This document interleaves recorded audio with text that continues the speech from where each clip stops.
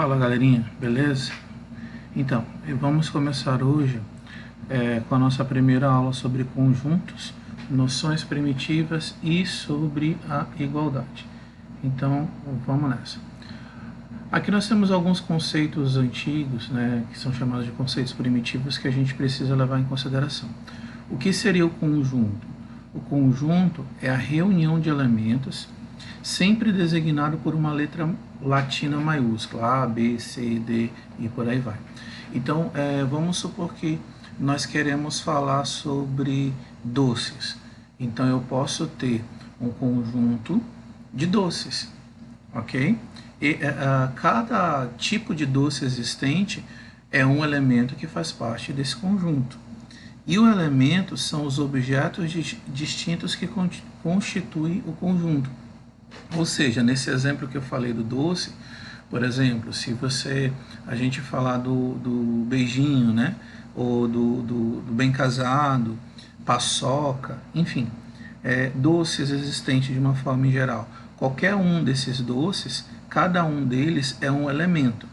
Quando eu falo doces, eu estou falando do conjunto de todos os doces existentes. Então, cada doce, cajuzinho, beijuzinho, pé de moleque, paçoca, cada um deles compõe um conjunto, tá certo? Lembrando que o conjunto ele é formado pela letra maiúscula, A, B, C, D e por aí vai, e o elemento desse conjunto é sempre pela letra minúscula, tá bom?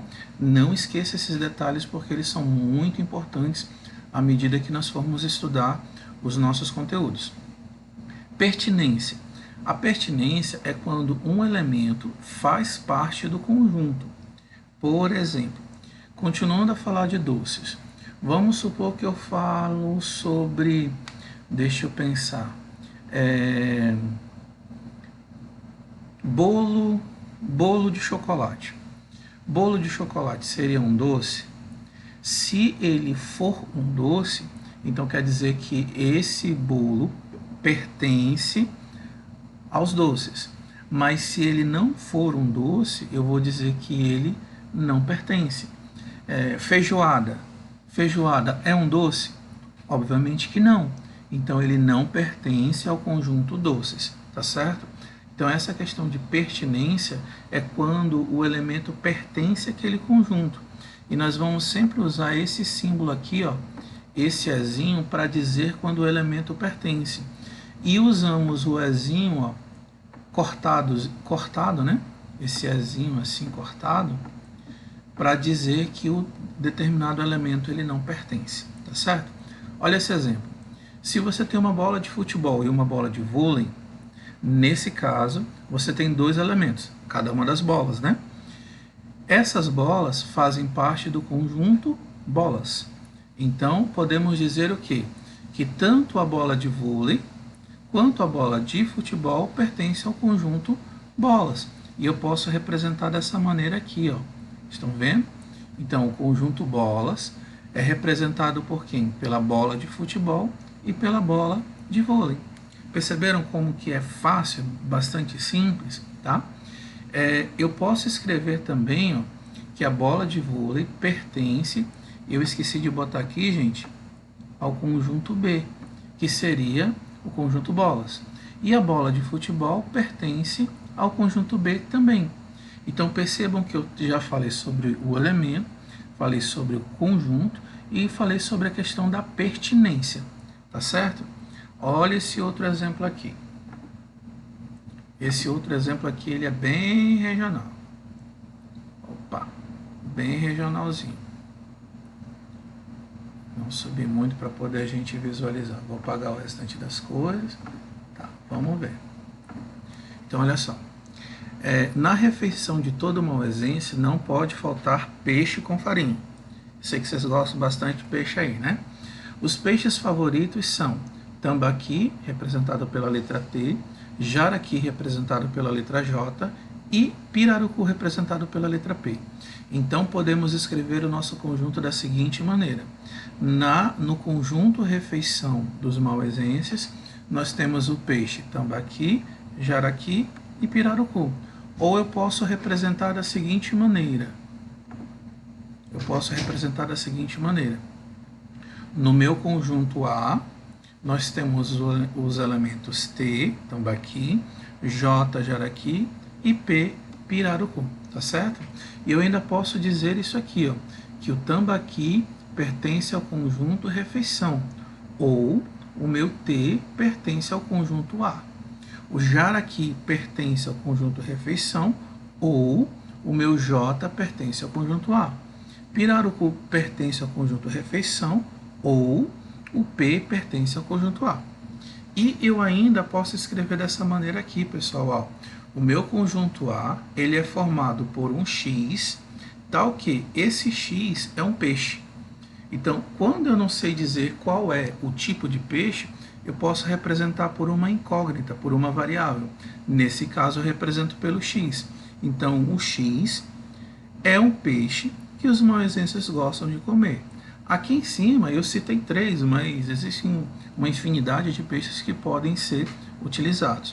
E olha que interessante, essa barrinha aqui, ó, nós vamos lê-la como tal que, tá? Não esqueça. Além dessas informações que eu estou passando, existem outras informações que você vai encontrar aqui, essas tabelinhas ao lado da apostila. Aí eu não vou ler todas, porque senão a gente vai perder bastante tempo. Eu peço que você leia com calma, tá? Em outro momento para poder visualizar cada detalhe, tá certo? Então vamos continuar. Temos aqui, ó, as negações. A negação é quando eu quero dizer que determinado objeto, determinado elemento não pertence a um determinado conjunto, tá certo? Lembrando que nós vamos utilizar o símbolo do E com uma barra cortando. Aí nós queremos dizer que não pertence. Outra simbologia que nós vamos ver muito é essa simbologia aqui, ó. Essa simbologia a gente lê como igualdade. E quando a gente corta ele, igual aqui, ó, quando a gente corta, a gente está falando que não é igual, que é desigual ou que é diferente, tá certo? Sempre que aparece esse símbolo, eu estou dizendo que os dois objetos que eu estou comparando, eles possuem a mesma característica. E quando aparece esse símbolo aqui, eu estou dizendo que as características desse objeto são diferentes. Tudo bem, pessoal? Então, por exemplo, se eu falar que o maoesense gosta de um peixe chamado feijoada, então é impossível a gente relacionar a feijoada com peixe. Isso quer dizer que uma feijoada não pode ser um tipo de peixe. Ou seja, feijoada não pertence ao conjunto de peixes que nós maoesenses gostamos. Deu para entender, pessoal? Deu para ficar mais claro? Então vamos lá. Aqui nós vamos falar também sobre a questão da igualdade. O que é a igualdade? Nós vamos dizer que dois conjuntos, atenção, dois conjuntos são iguais quando os elementos que pertencem a um conjunto, ao primeiro conjunto, no caso aqui A, também pertencem ao outro conjunto B. A mesma coisa acontece quando os elementos do conjunto B pertencem aos elementos do conjunto A. Olha esse exemplo aqui, ó. No meu conjunto A, eu tenho as letras A, B e C. Lembrem que os elementos dentro do conjunto sempre minúsculos, né? E eu tenho que o conjunto A é igual ao conjunto B. Ou seja, quem são os elementos do conjunto B? São o A, o B e o C. Não precisa ser exatamente na mesma ordem, só que precisam ser os mesmos elementos, ok? Olha esse outro exemplo aqui, ó. No conjunto A, eu tenho um X, tal que esse X são cores da bandeira brasileira. Lembra aí, quais são as cores da bandeira brasileira? Então, esse conjunto A, ó, ele é igual ao conjunto B. Amarelo, verde, azul e branco. Por quê? Porque essas cores são cores da bandeira do Brasil. Então, percebam que eu escrevi de duas formas diferentes e comparei os dois conjuntos, tá certo? Existe a possibilidade de eu colocar aqui uma outra cor, por exemplo, um preto, na bandeira do Brasil? Não, porque a bandeira do Brasil é amarelo, verde, azul e branco, apenas essas 4 cores. Então perceba que a gente pode brincar, inclusive, com os elementos do conjunto, tá certo? Olha essas últimas informações aqui, ó. Conjunto unitário. O conjunto unitário ele é formado quando eu tenho apenas um elemento dentro do conjunto. Ó. Meu conjunto A tem apenas o 5, então apenas um elemento.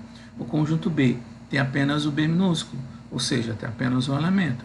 O conjunto C tem apenas o carro, ou seja, apenas esse veículo. Além dos conjuntos unitários, nós temos os conjuntos vazios. O conjunto vazio é quando o conjunto não possui elementos. Ele não tem elemento nenhum. Aí nós representamos dessa maneira, pelas chaves, com nada dentro, tá? Ou representamos por esse ozinho ou esse zero cortado. Ambos significam conjuntos vazios. Olha esse exemplo. Ó. Cidades do Amazonas que são banhadas pelo mar. Vamos lá. Quantas cidades do Amazonas, do nosso estado, são banhadas pelo mar? Nenhum. Pelo mar, não. Nós temos rios que banham várias cidades, mas o mar, nenhuma. Então, o meu conjunto D, ou eu poderia chamar de C, de cidades, né? Ele é conjunto vazio, porque nenhuma cidade do Amazonas é banhada pelo mar. Beleza, pessoal? Então, vocês perceberam que não é complicado, né? É bastante simples, e eu espero que esses conceitos ajudem vocês a resolver as atividades, tá certo? Muito obrigado e até a próxima aula.